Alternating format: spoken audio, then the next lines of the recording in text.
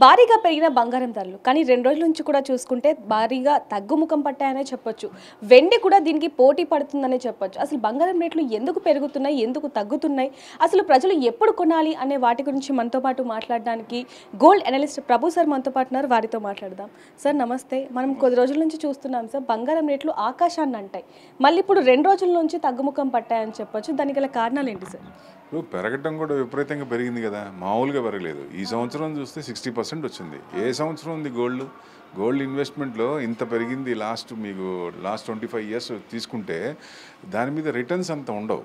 So dead investment ఒక రకంగా. Gold అవసరార్థం ఎంత ఉందో దాని మీద పెట్టుకుంటారు, కానీ ఏదైనా ఆపద వచ్చినప్పుడు దాని అనుగుణంగా ఇమీడియట్ క్యాష్ కాబట్టి ఎవరికైనా ఉపయోగపడుతుంది.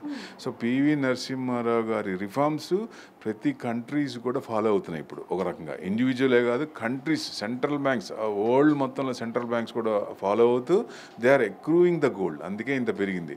సో విపరీతంగా పెరగడానికి మెయిన్ అది కారణం అనుకోవచ్చు. ఎందుకంటే చైనా కూడా ఎప్పుడు ఎక్రూవ్ చేయింది 3000 metric tons above their accrued.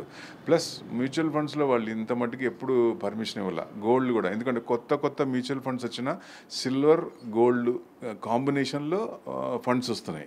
So equity కాంబినేషన్లో కూడా ఒక 10% దీంట్లో మెటల్స్లో పెడుతున్నారు. సో దానివల్ల ఎక్కువ ఇదే డిమాండ్ పెరిగింది. అంటే సప్లై డిమాండ్లో చూసుకున్నప్పుడు డిమాండ్ ఎక్కువ ఉంది. రిటైల్ పరంగా పెరిగిందా అంటే రిటైల్లో ఇప్పుడు 13,000 ఉంది. 10 గ్రాములు అంటే 1,30,000 కొంటారా? ఎవరన్నా కొంటారా? ఆల్టర్నేట్ ఏమవుతుంది? సో దానికి ఆల్టర్నేట్ వేరే చూసినప్పుడు సిల్వర్ కొంచెం రైజ్ అయింది. సో అట్లానే ఇప్పుడు గోల్డ్ ఇంత పెరిగింది కాబట్టి కొంచెం యూఫోరియా ఉంది. 10 to 20% పడచ్చా అంటే పడవచ్చు, కామన్, ఇంత పెరిగింది కాబట్టి. 2,000 4,000 ఉండేది 13,000 అయిందంటే కొంచెం ఇదే కదా 1 గ్రామ్కి. సో డెఫినెట్గా కొంచెం ఛాన్స్ 10 to 20% పడుద్దా అంటే పడే అవకాశాలు ఉన్నాయి. నిన్న 10% చూసాం మనం.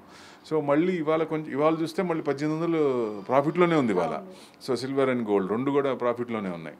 సో ఏది ఏమైనా మనకి ఈక్విటీ మార్కెట్ ఇబ్బంది పడుతున్నప్పుడు ఆల్టర్నేటివ్ అసెట్ క్లాస్లో గోల్డ్ కొంచెం తగ్గే ఛాన్స్లే ఉంటాయి. ఎప్పుడైతే ఈక్విటీ మార్కెట్ ఇబ్బంది పడుతుందో గోల్డ్ పెరుగుతుంది. ఇక ఇది పెరుగుతుంది అనుకుంటున్నాం. ఇప్పుడు చూస్తే నెక్స్ట్ 2 weeksలో ట్రంప్ ఇండియాకి వస్తూ అంటున్నారు. చైనాతో రిలేషన్ మంచిగా చేసుకుంటా అంటున్నాడు. టారిఫ్లు తగ్గిస్తూ ఉంటున్నారు. 50% ఉన్నది మనకి అడిషనల్ 25% తీసేయంగా ఫస్ట్ 25లో 10 తీసేసి 10% 15% అనేది సెటిల్ అయ్యే ఛాన్సులు ఉంది. 27th October కౌలాలంపూర్లో they are going to meet Asian సమ్మిట్లో.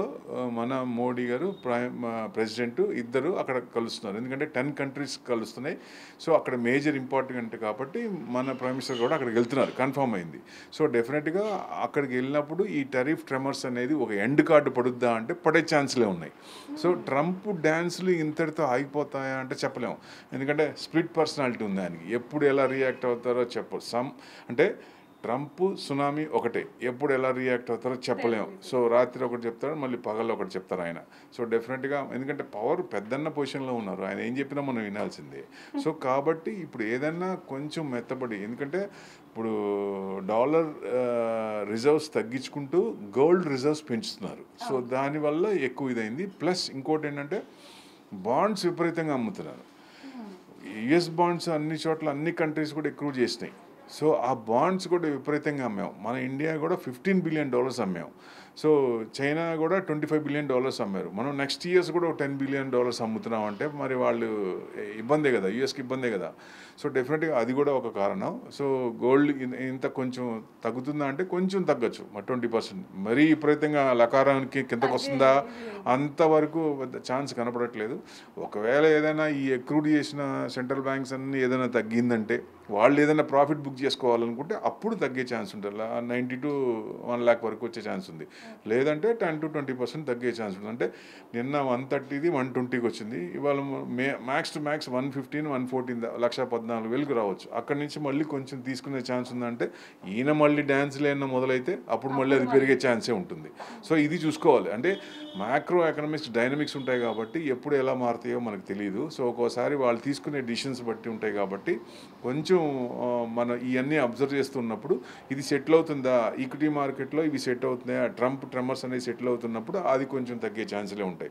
ఒకవేళ ఇది సెట్ కాకుండా కొత్తది ఏదన్నా మళ్ళీ ఇక్కడికి వచ్చి వాళ్ళ అగ్రికల్చర్ ప్రొడక్ట్స్ అని మనం తీసుకోవాలని చెప్తే సో డెఫినెట్గా మనం తీసుకోం, ఎందుకంటే మనం ఫార్మింగ్ 70% 80% మన ఇండియా డిపెండ్ అయింది. సో వాళ్ళ ప్రోడక్ట్స్ తీసుకుంటే వాళ్ళ అగ్రికల్చర్ మీద డిస్కౌంట్ బాగా ఇస్తుంది గవర్నమెంట్, మన ఫార్మర్స్ మొత్తం అన్యాయం అయిపోతారు. మన గవర్నమెంట్ తీసుకున్న స్టాండ్ 100% రైట్, జనాన్ కోసం జనరంజకమైన ఇది తీసుకున్నారు కాబట్టి డెఫినెట్గా మనం కూడా సపోర్ట్ చేయాలి. సో డెఫినెట్గా ఫార్మర్స్ అందరూ hats off to the Modi అనుకోవచ్చు ఒక రకంగా. సో ఇది మంచి డిసిషన్. ఇది డెఫినెట్గా ముందు ముందు ఇట్లాంటివి రాకుండా ఉండాలి, ఎందుకంటే ఇప్పుడు దాకా ఆయన జిద్దికి కూర్చొని దిగొచ్చాడు ఆయన. సో ఇప్పుడు దిగొచ్చిన తర్వాత మళ్ళీ 27కి సెటిల్ అవుతుందా లేదా అనేది ముఖ్యం. అది సెటిల్ అయిందంటే కొంచెం గోల్డ్ తగ్గే ఛాన్సులే ఉంటాయి. ఇది అబ్జర్వ్ చేసుకోవాలి. ఒక రకంగా చూస్తే మీరు ఇన్వెస్ట్మెంట్ పరంగా అయితే గోల్డ్ ఎంతవరకు తీసుకోవాలో, అవసరార్థం ఎంత ఉపయోగించాలో అంతవరకే తీసుకోవాలి. ఎందుకంటే ఎక్కువ చేసినా గోల్డ్ బిస్కెట్ తీసుకున్నా లోన్స్ రాదు, ఆర్నమెంట్స్ ఎక్కువ తీసుకున్నా 1 kg వరకే, per person 1 kg. So coins తీసుకున్న 50 కాయిన్స్, అంతకంటే ఎక్కువ ఇన్వెస్ట్మెంట్స్ మీ బీరువాలో పెట్టుకోవాల్సిందే.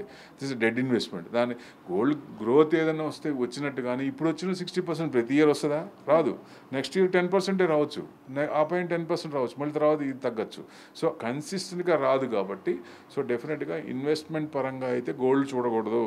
ఓన్లీ అవసరార్థం ఫంక్షన్ కానీ ఏదన్నా ఉంటే మనకి ఎంత అవసరమో, టైం ఉంటే స్టాగర్డ్ మేనర్లో ఇన్వెస్ట్మెంట్ చేయాలి.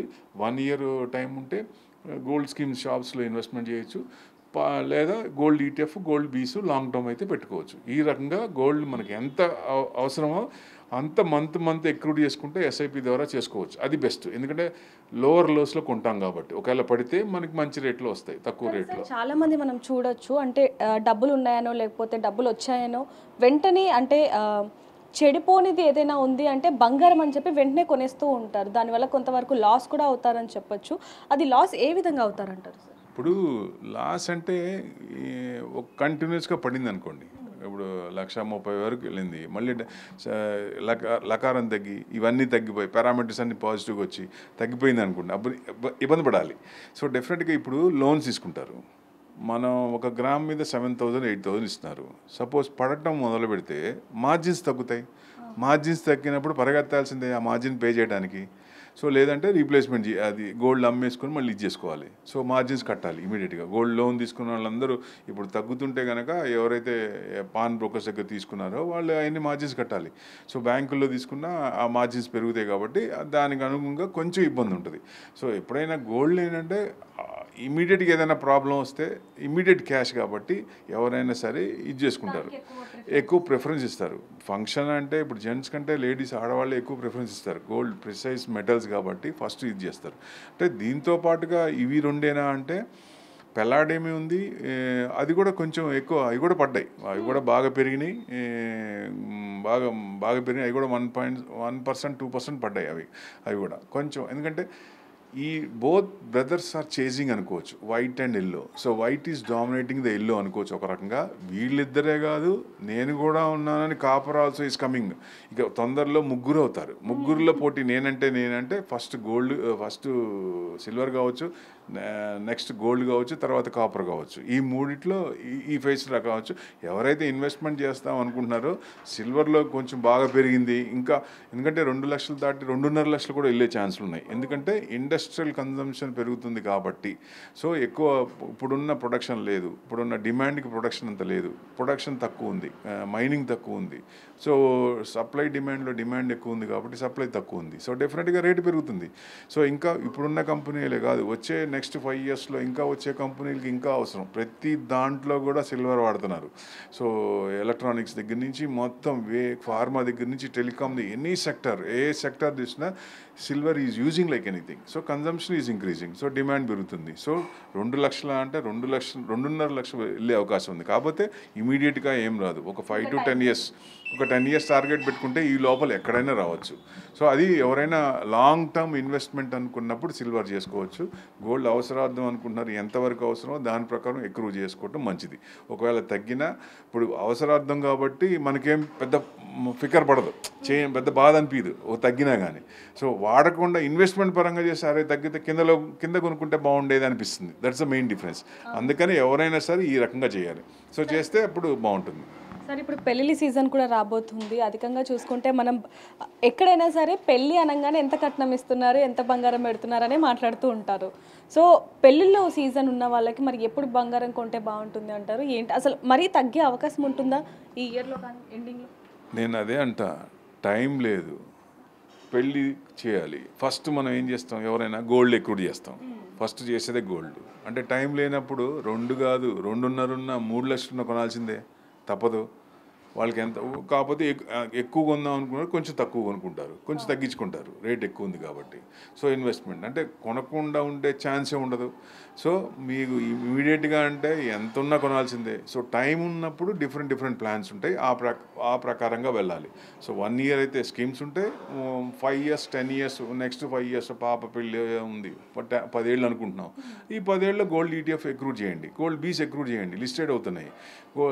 ఎంతవరకు అవసరం గోల్డ్ కూడా ఆ టైంకి రిడీమ్ చేసుకొని లేటెస్ట్ ఆర్నమెంట్ కొనుక్కోవచ్చు. సపోజ్ ఇప్పుడు ఏదైనా ఆర్నమెంట్స్ కొన్నారు, మీ 6 మంత్స్లో మళ్ళీ మీరే అడుగుతారుగా, అరే ఆర్నమెంట్స్ మారిపోయినాయి మళ్ళీ కొత్తగా కావాలంటారు కదా. 1 ఇయర్కి చేంజ్ కొత్త మోడల్స్ వస్తాయి. సో ఎప్పుడైతే మనం 10 ఇయర్స్ అనుకున్నామో గోల్డ్ బీస్ డిజిటల్గా ఇన్వెస్ట్మెంట్ చేస్తే ఆ టైంకి రిడీమ్ చేసుకొని లేటెస్ట్ ఆర్నమెంట్స్ తీసుకోవచ్చు. ఇప్పుడు కూడా మీరు గోల్డ్ షాపులు చూడండి, కొత్తగా కొనే వాళ్ళ పర్సంటేజ్ ఫుట్ ఫాల్స్ తగ్గింది.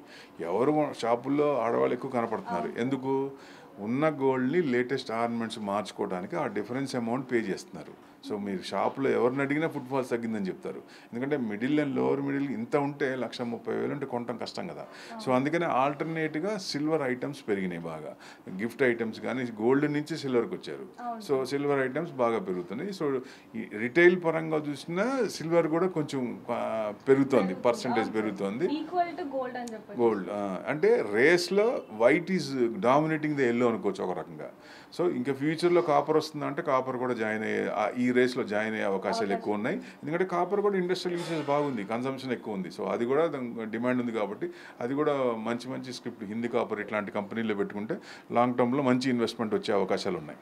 సార్ మీరు అన్నట్టుగా నిజంగానే ఇది మధ్య తరగతి వాళ్ళ మీదనే ఎక్కువగా భారం పడుతుందని చెప్పొచ్చు. మరి చివరిగా ఏం చెప్తారు సార్ మా వ్యూవర్స్కి అందరికీ కూడా, అసలు ఈ ఇయర్లో కొనాలి అనుకునే వాళ్ళకి ఎప్పుడు కొనొచ్చు అంటారు?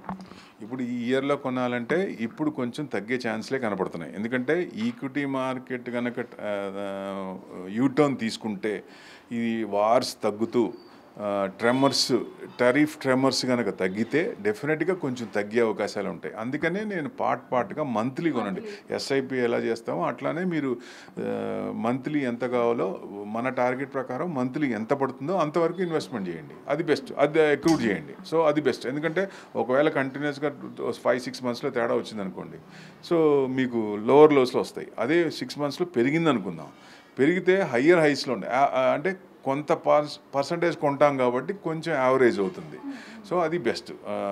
పెరిగే అంటే ఇప్పటితో ఇంకా కంటిన్యూస్గా పడుతుందా అనేది అట్లా చెప్పలేము. ఎందుకంటే వచ్చే ఇదిని బట్టి, న్యూస్ని బట్టి, ట్రంప్ గారు తీసుకునే డిసిషన్స్ బట్టి ఉంటుంది. కాబట్టి ఆయన కొంచెం సెటరేట్ అయిపోతే అన్నీ ఆయన ఇది కొంచెం ఈగో కొంచెం తగ్గించుకొని డెఫినెట్గా అన్ని కంట్రీస్ ఇండియాతో కావాలని ఆయనే ముందుకు వస్తున్నారు ఇప్పుడు.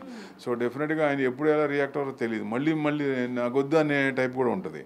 సో డెఫినెట్గా ఈ రోజు ఒక డిసిషన్, నెక్స్ట్ డే ఒక డిసిషన్ ఉంటుంది. సో అది కాకుండా ఇది కంటిన్యూస్గా రియల్గా ఆయన ఇండియాతో స్నేహం పెంచుకోవాలి, రిలేషన్ పెంచుకోవాలి అన్నప్పుడు ఈ H1B కానీ ఇవన్నీ సెట్ అయిపోతే డెఫినెట్గా మన వాళ్ళకి బాగుంటుంది, వాళ్ళకి కూడా బాగుంటుంది. ఎందుకంటే $120 బిలియన్ మనం చేస్తున్నాం. నెక్స్ట్ 2030 కల్లా ఈ trade deal $500 billion trade deal ఇది.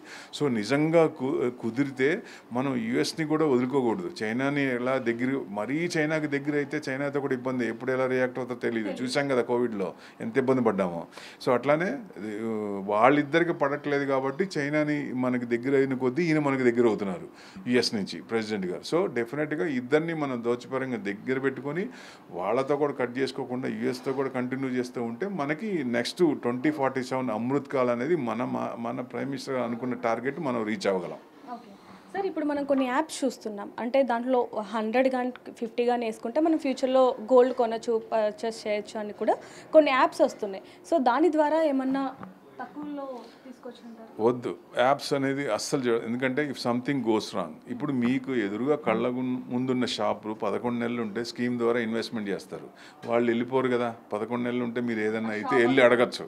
ఇప్పుడు ఆన్లైన్లో చేశారు, ఆ యాప్ ఎవరో తెలియదు, ఎక్కడ ఉన్నారో తెలియదు, ఆఫీస్ తెలియదు, లిటరల్గా కష్టం. మీరు ఎవరిని అడుగుతారు? సో ఏదైనా ఇప్పుడు 11 months 6 months అయింది. ఇప్పుడు ఈక్విటీలో కూడా కొన్ని యాప్స్ వస్తున్నాయి.